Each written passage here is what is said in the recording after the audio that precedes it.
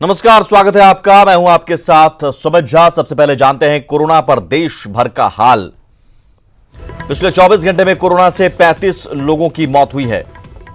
देश में अब तक 308 लोगों की मौत हो चुकी है। आंकड़ा 308 पहुंच चुका है मरने वालों का। 24 घंटे में 796 नए मामले सामने आए हैं। वहीं कोरोना के मामले बढ़कर 9,152 हो चुके हैं। 9,000 के पार अब कोरोना पॉजिटिव केस हो चुके हैं, जबकि 857 मरीज अब तक ठीक हुए हैं। दुनिया भर में 17,77,000 से ज्यादा पॉजिटिव केस अब तक आ चुके हैं। दुनिया भर में मौत का आंकड़ा 1,08,000 के पार हो चुका है। यूएस में पिछले 24 घंटे में कोरोना से 1,920 लोगों की मौत हुई है। वहीं बिहार में 24 घंटे में पॉजिटिव केस नहीं पाए गए हैं, जबकि झारखंड में कोरोना से अब तक 2 मरीजों की मौत हुई है। खबर नवादा से। यहां देर रात ग्रामीणों ने जमकर हंगामा किया। दरअसल ग्रामीणों को खबर मिली थी कि गया रोड के नजदीक एक होटल को क्वारंटाइन सेंटर बनाया गया है और प्रशासन की टीम 2 कोरोना संदिग्धों को लेकर वहां पहुंची है। इस खबर के बाद लोग वहां जमा हुए और प्रशासन के खिलाफ जमकर नारेबाजी की। लोगों ने कहा कि क्वारंटाइन सेंटर को कहीं एकांत में बनाया जाए। लोगों के विरोध को देखकर प्रशासन की टीम वापस लौट गई। बता दें कि इससे पहले भी ग्रामीणों के बहिष्कार के बाद क्वारंटाइन सेंटर को दूसरी जगह शिफ्ट किया गया था। यहाँ पे घनी आबादी है। हम लोग का यहाँ पे मार्केटिंग होता है। यहाँ पे फूल सब्जी सब यहाँ पे मॉर्निंग में मतलब बच्चा लोग लेडी लोग आते हैं और यहीं पे हम लोग का मार्केट लगता है। इसलिए मांग यही है कि यहाँ से हटाया जाए और सब जगह है जहाँ पे कोई नहीं रहता है उस जगह पे बनाया जाए। नालंदा में लॉकडाउन के दौरान पुलिस की कार्रवाई से नाराज किसानों ने सड़क पर उतरकर विरोध जताया है। प्रदर्शन कर रहे किसानों ने सड़क पर सब्जियों को फेंककर और आगजनी कर प्रशासन के खिलाफ नारेबाजी की। किसानों ने पुलिस पर जबरन पिटाई करने का आरोप लगाया है। उनके मुताबिक पुलिस सब्जियों को बेचने नहीं दे रही है, जिससे उनका नुकसान हो रहा है। किसानों ने पुलिस कार्रवाई के विरोध में सब्जियां फेंकने की चेतावनी दी है। किसान भाई समर्थन कर रहे थे। पूरे भारत का लॉकडाउन का कोई उल्लंघन नहीं हो रहा था, फिर भी हमारे किसान भाई जो मेहनत के किसान है, जो अपने मेहनत से सब्जी पैदा करते हैं, उनको बाजार समिति से हटाकर दूसरी जगह शिफ्ट किया गया। वहाँ शिफ्ट होने के बावजूद उन लोगों पर लाठी पुलिस द्वारा लाठी बरसाया गया, चालान काटा गया, बेरहमी से पीटा गया। मुजफ्फरपुर की न्यायपालिका लॉकडाउन में काफी सराहनीय भूमिका अदा कर रही है। कोरोना के खिलाफ जंग में जज खुद खाना बना रहे हैं और जरूरतमंदों तक पहुंचा रहे हैं।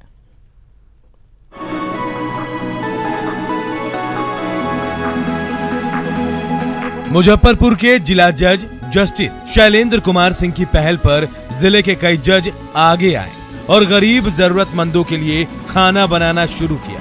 ये जज खुद अपने पैसे और अपनी मेहनत से खाना बनाते हैं, जिन्हें प्रशासन के सहयोग से जरूरतमंदों के बीच बांट दिया जाता है। ये इसमें हम लोगों ने किसी से कोई पैसा नहीं मांगा।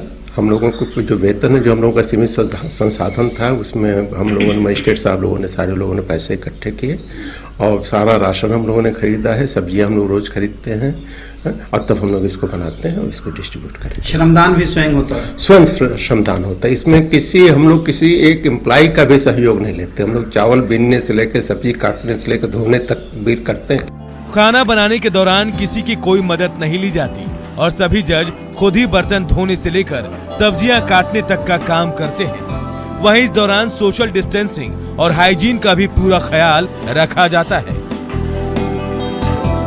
मास्क आप देख ही रहे हैं, मास्क लगा करके सब लोग काम कर रहे हैं। तो जो सोशल डिस्टेंसिंग है और हाइजीन का पूरा ख्याल रखा जा रहा है यहाँ पे। मैं 7 मंथ प्रेग्नेंट हूँ और लेकिन मुझे लगा कि लोगों की सेवा करने के लिए अगर आगे हम कुछ कर सकते हैं, अगर हम सक्षम हैं, तो ये छोटा सा प्रयास है। हम 4-5 लोग फिलहाल मिलकर कर रहे हैं, जिसमें हमारे जज साहब का बहुत बड़ा योगदान है। हमारे माननीय जिला जज साहब, तो हम लोग खुद ही बर्तन धोने से लेके सारा कटिंग से लेके और सारा कुकिंग सब खुद ही करते हैं, बिना किसी हेल्प के, बिना किसी स्टाफ को लगाए।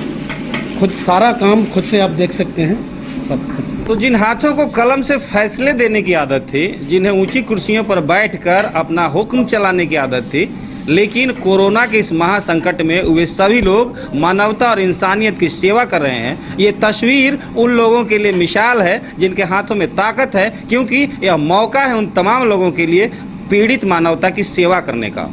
उम्मीद है मुजफ्फरपुर की यह तस्वीर पूरे देश के लिए नज़ीर बनेगी और वे तमाम लोग सामने आएंगे जिनको ईश्वर ने ताकत दी है, धन और दौलत दिया है, और वो इसका इस्तेमाल मानवता की सेवा के लिए करेंगे। सुधीर कुमार, न्यूज़ 18, मुजफ्फरपुर।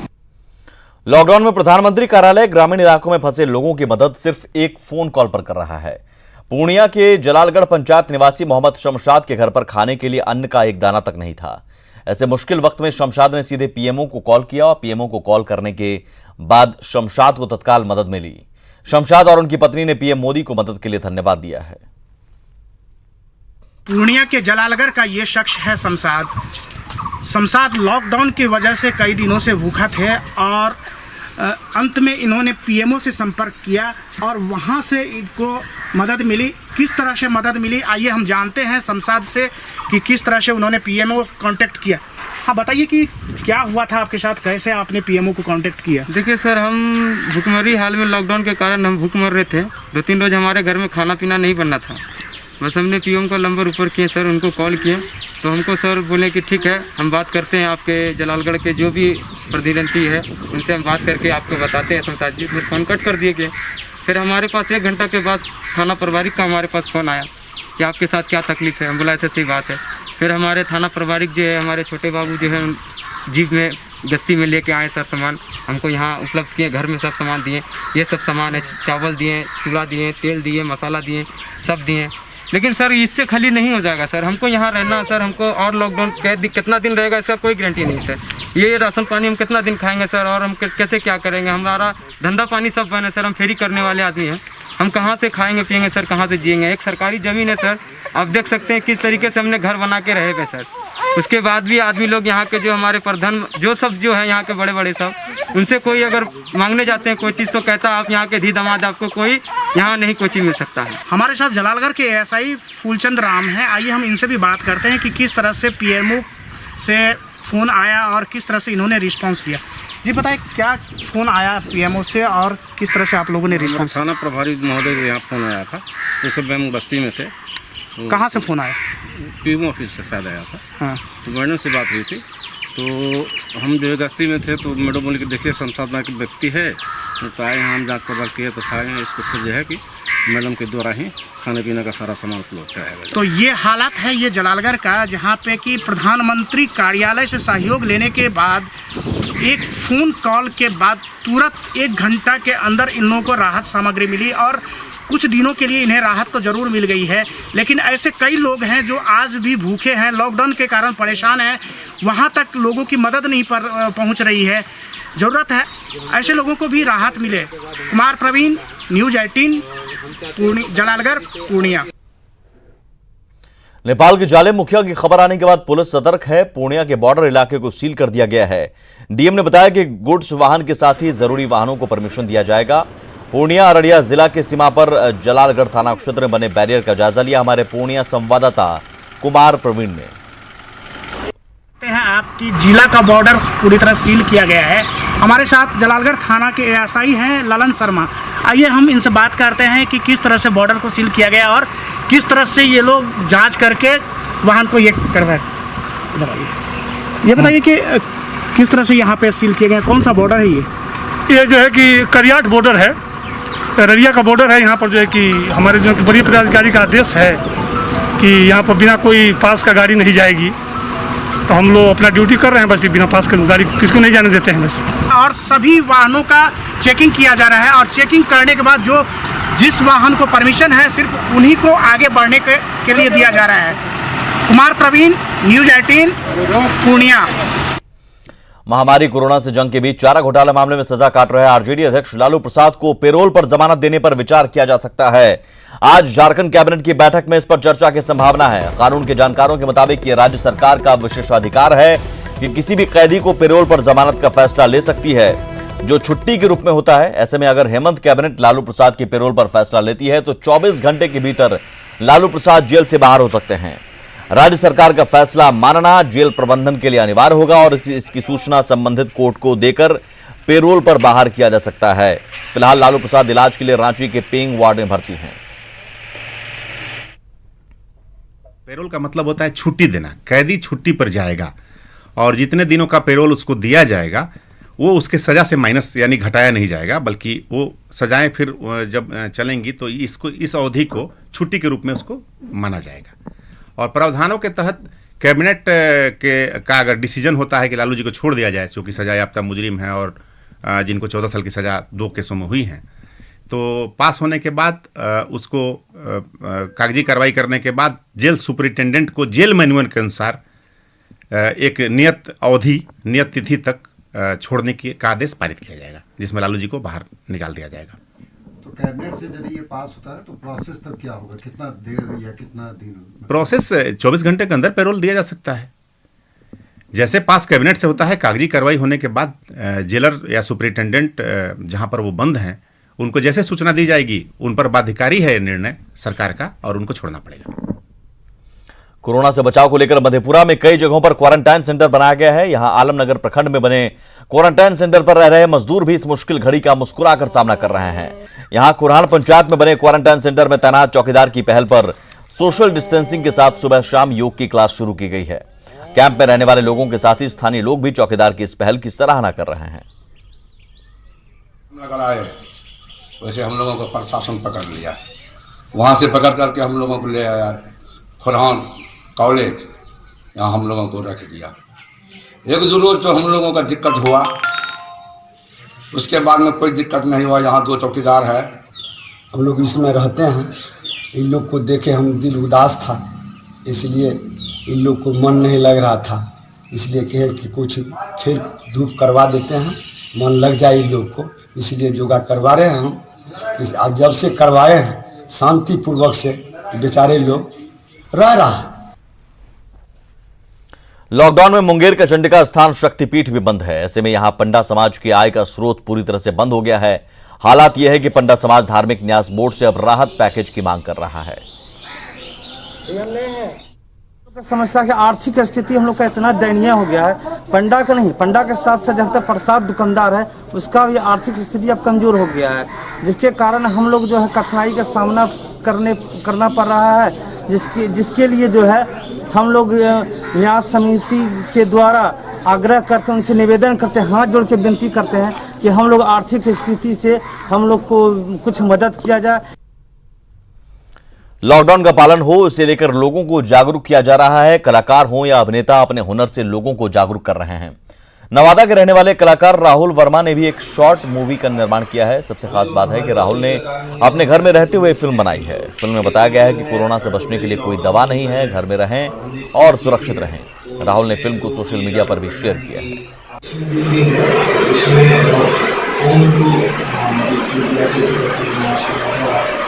अभी तो हमारे पास कोई कलाकार नहीं है, तो हम चाहते हैं तुम इसमें एक्टिंग करो। ये फिल्म जो है टोटली लॉकडाउन के ऊपर है और हमने स्क्रिप्ट लिखी है। प्रधानमंत्री जी ने लॉकडाउन हम लोग को पालन करने के लिए दिया है, तो हम लोगों से अपील कर रहे हैं कि लोग घर पे रहें। मैंने उस पर एक शॉर्ट फिल्म भी बनाई है कि लोग घर से बाहर नहीं निकले, और उस फिल्म में मैंने कोई बाहरी कलाकार को नहीं लिया, बल्कि अपने घर में ही के ही कलाकार को, घर के ही अपनी बहन को मैंने उसमें काम दिया, और मैंने उसकी शूट घर पे ही की है। रोहतास के सूर्यपुरा में 3 मुस्लिम लड़कियां मास्क बना रही हैं। बलिहार टोली की रहने वाली नसीमा, कश्मीरी और शबाना रोजाना मास्क बना रही हैं। सबसे बड़ी बात कि सूर्यपुरा छठ पूजा समिति के लोग इसका वितरण कर रहे हैं। पूजा समिति के द्वारा ही इन बहनों को जरूरी सामग्री उपलब्ध कराया जा रहा है। आपदा के समय पूजा कमेटी की पहल और इन लड़कियों का सहयोग दूसरों के लिए प्रेरणा स्रोत बन गया है।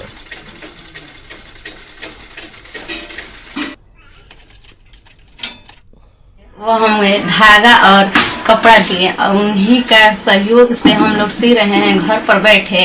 उन्होंने हमें हमसे सिलवा कर हम समाज में बांटने का प्रयोग कर रहे हैं।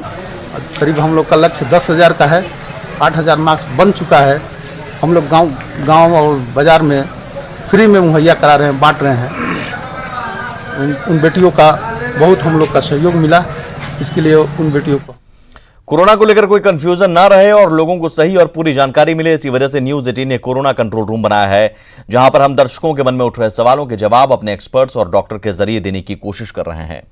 इसी कड़ी में आज हमारे साथ मुंबई से जुड़े डॉक्टर निकुंज देसाई, जिन्होंने लोगों के सवालों के जवाब दिया और उनकी आशंकाओं को दूर किया।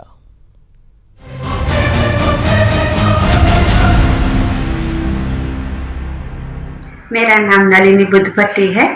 मेरी आयु 49 साल की है और मैं राजकोट गुजरात से बोल रही हूँ। मेरा क्वेश्चन ये है कि क्वारंटाइन और आइसोलेशन दोनों में अंतर क्या है? मेरा नाम दीपक अग्रवाल है, मैं बिलासपुर का रहने वाला हूँ। मेरा सवाल यह है कि क्वारंटाइन और आइसोलेशन में क्या अंतर है? मैं कीरत पवार, मेरी उम्र 24 वर्ष है, जनपद बुलंदशहर का मूल निवासी हूँ। क्वारंटीन और आइसोलेशन में क्या अंतर है? सिद्धार्थ दुबे है, मैं भिंड मध्य प्रदेश से बोल रहा हूँ। मेरा ये सवाल है कि आइसोलेशन और क्वारंटाइन में क्या अंतर होता है? आइसोलेशन का मीनिंग है जो ऑलरेडी इन्फेक्टेड पर्सन है या जो बीमार है उसको दूसरे लोगों से अलग आइसोलेट किया जाता है, उसकी वजह से उसका चेप कोई दूसरे व्यक्ति में नहीं लगे। और क्वारंटाइन का मतलब होता है कि क्वारंटाइन मतलब वो जो व्यक्ति रहता है वो इन्फेक्टेड पर्सन से एक्सपोज हुआ होता है या वो डिजीज़ या रोग से एक्सपोज हुआ होता है, लेकिन वो कोई इन्फेक्शन के उसमें साइन सिम्टम नहीं रहते, तो उसको मॉनिटर सेपरेट करके मॉनिटर करना पड़ता है। तो जैसे ही उसको इमीडिएटली कुछ सिम्टम डेवलप होते हैं तो हम उसको जल्दी से ट्रीट कर सके और उसको फर्दर परिस्थिति बिगड़ने से रोक सके। अनुज शर्मा, राजकिशोर नगर के रहने वाला हूँ। मेरा एज 26 साल है। मेरा सवाल ये है कि कोरोना के मरीज को आइसोलेशन में कितने दिन के लिए रखा जाता है? मेरा नाम रंजीत सिंह है, मैं 26 साल का हूँ। सवाल आपसे है कि कोरोना मरीज को आइसोलेशन में कितने दिनों तक रखा जाता है? 14 डेज मतलब 14 दिनों के लिए आइसोलेट या क्वारंटाइन किया जाता है, क्योंकि जो कोरोना वायरस का जो चेप लगता है उसका जो इंक्यूबेशन पीरियड होता है वो 2 दिन से लेके 14 दिन तक होता है। तो 14 दिन तक आइसोलेट या क्वारंटाइन करने से बाद में दूसरे को चेप लगने की संभावना बहुत ही कम हो जाती है। तो 14 दिन के लिए वो किया जाता है।